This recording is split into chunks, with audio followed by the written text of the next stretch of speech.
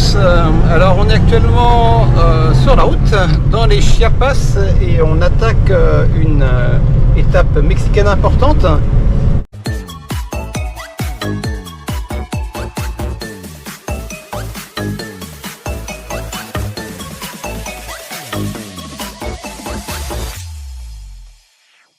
C'est une région qui a une réputation très particulière.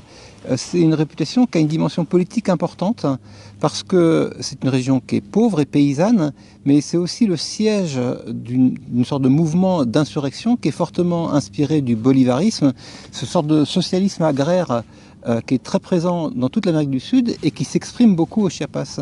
Si bien qu'il y a beaucoup de jeunes Français, par exemple, un peu idéalistes, issus par exemple d'écoles d'agronomie, qui vont au Chiapas dans une logique de développement, on va dire politico-agraire. Et cette dimension politique s'exprime aussi par une insurrection et une rébellion qui se manifeste parfois dans l'histoire et de manière un peu sporadique comme ça. Et quand on arrive au Chiapas, on ne sait pas très bien à quel moment on va tomber, si on va tomber à un moment où les émeutiers, les rebelles sont plus ou moins actifs. Alors, dans l'ensemble, et si on prend la longue durée, ce mouvement d'insurrection, il est en train plus ou moins d'être contrôlé par le gouvernement central. Et donc, la région est en voie d'apaisement et on va dire de normalisation. Mais pour nous, il y avait quand même une inconnue, le Chiapas, ce grand point d'interrogation, comment ça allait se passer. Bon, je peux la faire en version claire. En version claire, ça fait un peu peur d'aller au Chiapas, parce que sur les groupes WhatsApp de voyageurs, tous les jours, il y a des messages qui disent est-ce que c'est sûr, est-ce que vous n'avez pas eu d'agression, vous n'avez pas eu trop de barrages. Donc ça, c'est sur le côté sécuritaire au niveau humain. Et puis ensuite, il y a les questions sécuritaires au niveau de la route. Est-ce que vous prenez la boucle 307 ou la 199? Est-ce que c'est pas trop mauvais? Est-ce qu'on peut y aller avec un 4x4 ou pas? Est-ce que c'est obligatoire ou pas? Bon, bref, nous, c'est à la limite pas poser ces questions. De toute façon, on avait envie d'aller dans le Chiapas, ça faisait partie de l'itinéraire. Donc, on est parti dans le Chiapas. Exactement, on ne s'est pas beaucoup renseigné finalement, on a juste tenté notre chance et on est allé voir comment ça se passait. Et pour nous, ça s'est très très bien passé. Alors, comment ça se passe? Si, au niveau de la route, déjà. C'est la route des 1000 topes ici.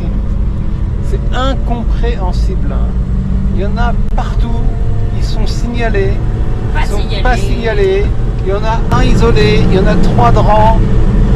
À l'entrée des villages, en plein milieu de la route, on ne sait absolument pas pourquoi ils sont là. Ça emmerde tout le monde. Certains obligent à repasser en première. C'est extrêmement pénible en montagne. Première, parfois on peut les passer en seconde, on sait qu'au dernier moment en fait si on doit se remettre en première ou pas. Exemple là. Je suis passé en première. La première n'est pas parfaitement synchronisée, donc c'est super chiant. C'est une calamité. Mais sinon, à part ça, c'est pas difficile la route. Ah non, la route elle est hyper facile. Et au niveau maintenant sécuritaire? Au niveau sécuritaire, je pense que ça dépend de la chance, principalement. Ça dépend. Ah oui, on peut pas du tout dire alors que nous tout s'est bien passé et que c'est toujours le cas. C'est pas vrai. Ça peut changer du jour au lendemain. J'ai lu des gens qui avaient été embêtés. Nous, il se trouve que on a eu un barrage sur la route. On a eu un seul barrage qu'on pourrait appeler vraiment un barrage un peu dur. Politique. Un barrage politique en fait.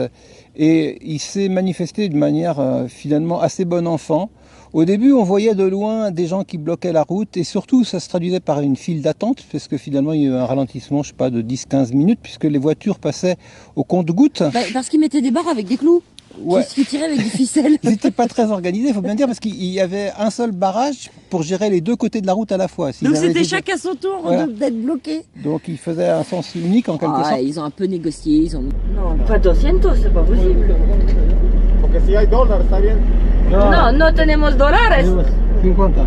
Si, mira, c'est l'ultimo. Ah, après, on a des pièces. Après.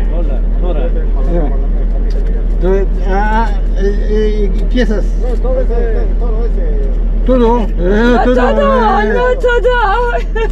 Todo. Un poco más, pero como eso. Después no. Mais on leur dit, bon, on comprend votre situation, on leur a donné un petit peu de sous et ça s'est passé comme ça. Mais ils ont été, dans l'ensemble, amicaux plus que agressifs. Et ça change beaucoup forcément le ressenti. Notre route dans les Chiapas a commencé par la ville de Palenque. On avait une bonne raison d'aller à Palenque, c'est qu'il y a un site géographique remarquable qui s'appelle Agua Azul, qui se trouve très proche de la ville de Palenque. Et de surcroît, à Palenque, il y a des ruines mayas qui sont assez remarquables aussi. Donc on est allé assez rapidement faire un tour aux ruines de Palenque. Inscrit au patrimoine mondial de l'UNESCO, on estime que seul 10% du site de Palenque a été excavé à ce jour, le reste des bâtiments étant encore enfouis sous l'épaisse forêt tropicale environnante. Il faut savoir que la zone archéologique de Palenque a abrité l'une des plus puissantes cités mayas aux côtés de Chichén Itzá. En empruntant le sentier principal, on se retrouve sur une grande place entourée de pyramides. Il s'agit de la place centrale, d'où nous distinguons trois structures. El Templo de la Calavera, la Tumba de la Reina Roja et le dernier, El Templo de las Inscripciones. Depuis cette place centrale, on peut aussi voir El Palacio. Ce complexe aurait servi à des fins politiques, administratives et même résidentielles. En nous enfonçant un peu plus dans la jungle, on arrive à une autre zone du site, connue sous le nom de Grupo de las Cruces. Cet endroit regroupe trois structures importantes: El Templo del Sol, El Templo de la Cruz et le Temple de la Cruz Foliada.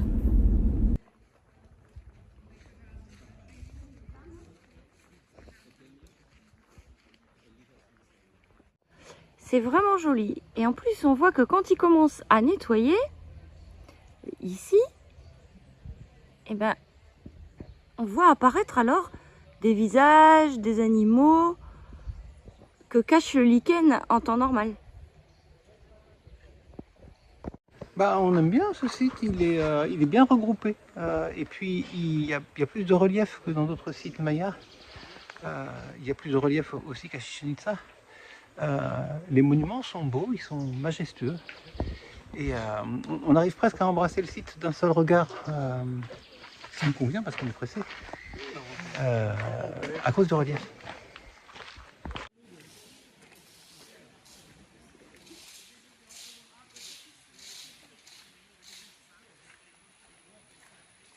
Su nombre en maya es el Xul.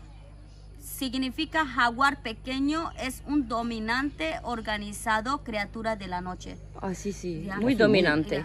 Le petit jaguar Le petit jaguar. Y para mí, es pájaro carpintero. Tu nombre en maya eres el C. Eres C. un pájaro carpintero, tierra racionalista, práctico, normal y liberal. Woodpecker, pájaro carpintero. muchas gracias. De nada, amiguita. Pour aller de Palenque à Agua Azul, on prend une très jolie route. On est là dans la jungle entre 0 et 500 mètres d'altitude, donc c'est une jungle qui est relativement chaude. On n'est pas encore vraiment dans les montagnes, même si il y a du relief. Et il n'y a pas une grande densité humaine, il y a des petits hameaux, des petits villages, mais on traverse quand même beaucoup de zones principalement naturelles, on voit beaucoup d'arbres. Et on arrive, avant d'arriver à Agua Azul, on passe à une chute qui s'appelle Misol A. C'est un petit arrêt de quelques dizaines de minutes, rapide, pour observer une très belle chute d'eau. Je trouve qu'elle est très jolie parce qu'elle est fine et longue et la chute se termine très très bien sur des grosses pierres. Donc ça nous donne un côté très très élégant.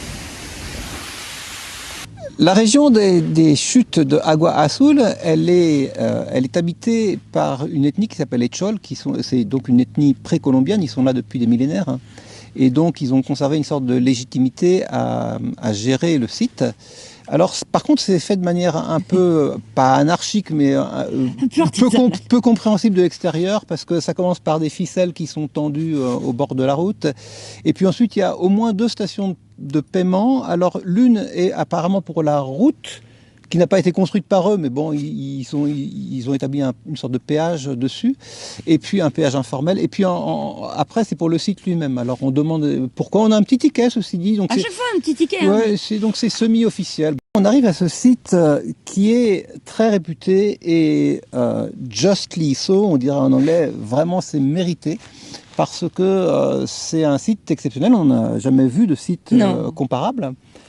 Ça prend la forme d'une succession de cascades qui sont en elles-mêmes assez jolies parce qu'elles sont un peu espacées. Donc on voit le blanc de l'eau qui circule en abondance et puis on voit le bleu aussi de l'eau qui s'établit dans des petits lacs, c'est beaucoup dire, mais des petits espaces intermédiaires.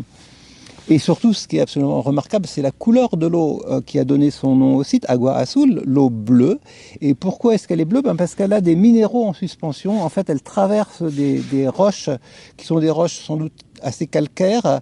Et il y a notamment beaucoup de carbonate de calcium en suspension. Et la conséquence, en fait, c'est que les différents rayons du soleil sont filtrés de telle sorte que seul le bleu peut ressortir.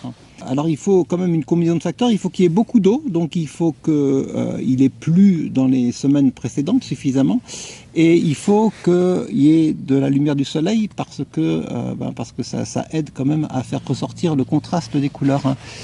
Et si ces conditions sont réunies, alors on a un spectacle vraiment magnifique. On croirait presque un spectacle artificiel tellement il est bien composé. Mais c'est naturellement beau et donc ça mérite la réputation très élevée en fait qui est attribuée au site. Alors on se promène là. Oui, comment ça se présente ? Quand on arrive, il y a une première plateforme ou un premier point de vue où là il y a une énorme... C'est la base en fait. Donc là, c'est très très très abondant. Et ensuite, il y a une grande promenade. Il faut surtout pas se cantonner à rester là. Et il faut pas hésiter à monter un petit peu, parce qu'il y a plusieurs belvédères. Et il y a donc plusieurs kilomètres je crois qu'il y a 2 kilomètres à peu près de promenade le long de ces chutes. Elles sont donc plus ou moins étroites, plus ou moins larges, mais toujours jolies dans leur style particulier. Et on a aussi la très grande chance, pour nous du moins, de pouvoir faire du drone. Donc ça permet aussi de jouer du spectacle un peu différemment. Et honnêtement, on a encore une fois... On peut se poser des questions éthiques par rapport à l'utilisation du drone. Bien sûr, il ne faut pas que ça se généralise pour ne pas devenir anarchique.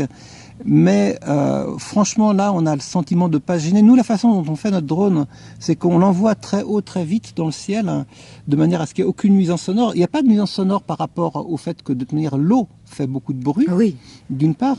Et d'autre part, on a aussi la chance d'avoir un site sur lequel il y a peu de drones qui circulent et donc il n'y a pas de... On n'a vraiment pas le sentiment de gêner. Moi j'insiste sur ce point parce que je ne le ferais pas si en fait on avait le sentiment inverse. Et par contre ça donne un spectacle absolument magnifique. Donc c'est une autre façon de profiter des lieux. Et puis pendant la nuit, on a eu une grosse averse. C'était annoncé et c'est vrai qu'il a beaucoup plu. D'ailleurs le soir, la soirée elle a été écourtée parce qu'il s'est mis à pleuvoir fort. Et c'est une des raisons pour lesquelles on s'était pressé d'arriver là pour avoir justement les derniers rayons du soleil. Et donc le lendemain matin, le spectacle était complètement différent parce que l'eau n'était plus bleue, turquoise, elle était marron. Mais c'était fort joli aussi. Exactement. Nous, on a vraiment vu les 2 aspects des chutes et ça nous a beaucoup plu d'avoir cette chance. Et la quantité d'eau avait, triplé, quadruplé pendant la nuit. C'était impressionnant, le débit. C'était très, très, très, très, très, très bien comme étape. Alors un autre avantage de Agua Azul, c'est que le site se présente aussi comme, le parking d'accès en quelque sorte, se présente comme un vaste espace de rencontres de voyageurs. Et on a rencontré, le jour où on est arrivé, on a rencontré plusieurs groupes de voyageurs et on avait une sorte de rendez-vous plus ou moins informel avec les fuseautistes. Bonjour. Alors un autre tour. et les fusotistes. Voilà, on vient enfin de se rencontrer, on était en contact depuis un moment via WhatsApp et ça y est, on a réussi à pouvoir échanger nos infos puisque les fusotistes arrivent de l'Alaska et qu'ils descendent et nous on arrive du sud et on monte en Alaska. Donc c'est très pratique de pouvoir s'échanger des infos. C'est un échange d'idées, et de bonnes idées. Voilà. C'est très important pour le voyage. Et les fusotistes nous disent qu'il y a plusieurs grandes fêtes qui vont se dérouler dans les Chiapas et ils nous indiquent plusieurs points d'intérêt et notamment San Juan Chamula. Et donc ça nous intéressait bien, on s'est dépêché parce qu'on était vraiment limite au niveau des dates de fin des festivals. Et on est arrivé à San Juan de Chamula trop tard. On voyait tous les gens en costume qui s'en allaient. Donc bien sûr, je me suis mise à râler après Manu comme quoi il avait perdu trop de temps à discuter avec Michel des fusotistes le matin et qu'on allait tout rater. Et on s'est précipité sur la place. Oula. Bien sûr, il n'y avait plus les cérémonies ou les défilés, je ne sais pas ce qu'il y a normalement. Mais il y avait la célèbre église de San Juan Chamula, qu'on n'a pas pu filmer parce que c'est strictement interdit.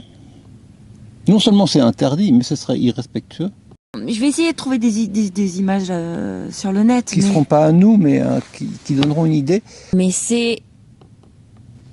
Je sais pas comment dire... magique. C'est étonnant. Et alors en plus, nous, on n'avait pas l'information vraiment. On ne savait pas à quoi s'attendre. Non. Donc on est rentré dans cette église. Oh. Des millions de bougies. Ah, première chose, il n'y a pas d'ameublement. C'est-à-dire que l'église se présente comme une coque vide. Au départ, il n'y a pas de banc. Il n'y a pas vraiment d'autel, en fait. On est à l'intérieur de l'édifice. Et qu'est-ce qu'il y a à l'intérieur de l'édifice ? Il y a des gens qui prient. Il y a des bougies partout. Et des gens qui prient par terre. Enfin, il y a quelques personnes isolées, mais souvent ce sont des familles, des grands-parents aux enfants, aux petits-enfants, qui arrivent les mains chargées de bougies. Donc, tout commence par installer ces bougies. Donc, c'est des bougies toutes fines. Donc, ils sont obligés de les installer avec un peu de cire pour pas que ça tombe. Ensuite, ils allument ça, alors qu'il y a déjà des millions de bougies tout autour, sur les autels, etc. Et là, tout le monde se met à genoux et prie. Enfin, dans la langue locale, c'est le Tsutsi Maya. En fait, c'est un dialecte particulier à la région. Et vraiment, c'est indescriptible. C'est un syncrétisme étonnant entre... On est dans une église catholique en principe, mais le rite est manifestement païen. Donc c'est un syncrétisme de plusieurs religions. Donc on est rentré plusieurs fois dans l'église pour s'imprégner de cette atmosphère étrange. Et puis, il nous restait plus qu'une immense scène sur la place avec des animations, de quoi dîner, enfin des dizaines de marchands ambulants. Et une scène avec des baffles. Je me demande comment les gens ne sont pas sourds parce que c'est ahurissant.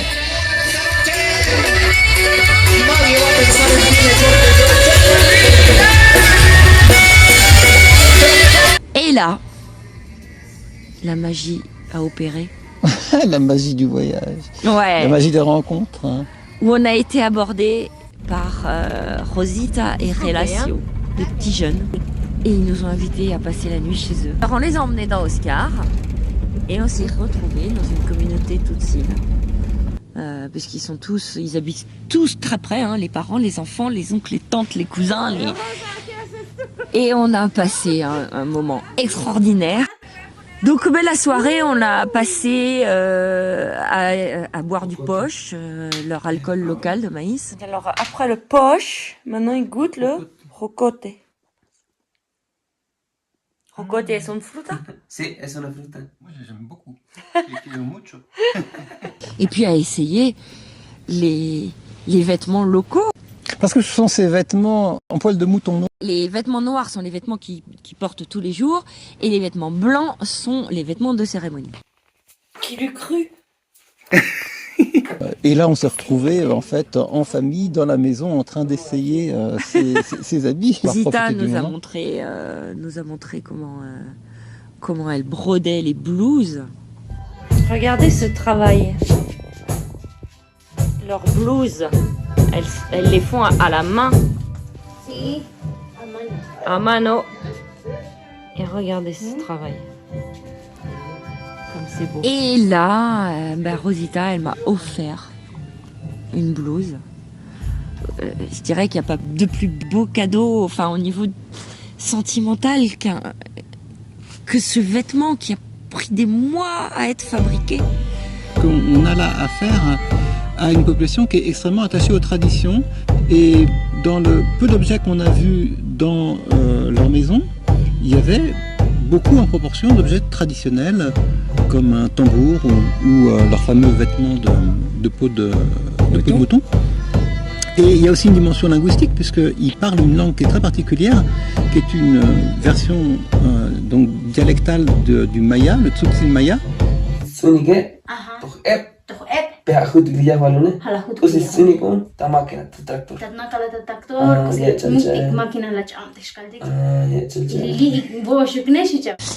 le lendemain matin, on est parti visiter leur terre. Eux-mêmes n'utilisent pas le terme pueblo, village, ils utilisent le terme comunidad, la communauté, et c'est une communauté au sens vraiment familial du terme. C'est-à-dire que on sent bien qu'il y a juste l'extension du noyau familial à un ensemble de quelques petites centaines d'habitants. Et on a été vraiment surpris parce que les Chiapas, on imagine une région qui est pauvre, ou pas misérable, mais enfin à la limite de la survie agricole.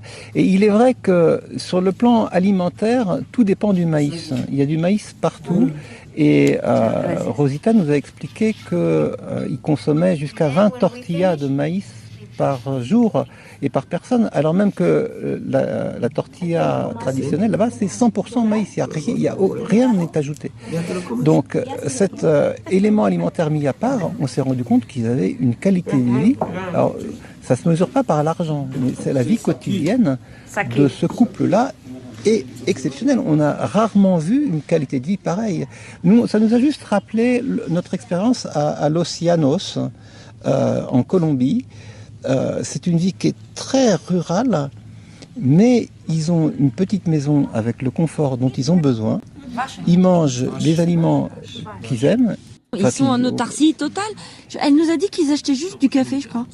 Ouais, et alors leur vie quotidienne. Alors je crois qu'on ne peut pas généraliser, bien sûr. Il y a de la misère sans doute dans certains endroits du Chiapas.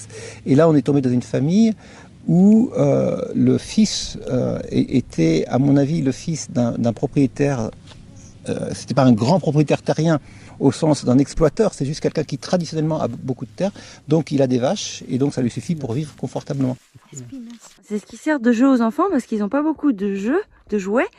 Donc en fait, ça, comment c'est dit c'est Coromache. Coromache. Ils entourent une ficelle ici, bien serrée, et ensuite, ça fait comme un yo-yo.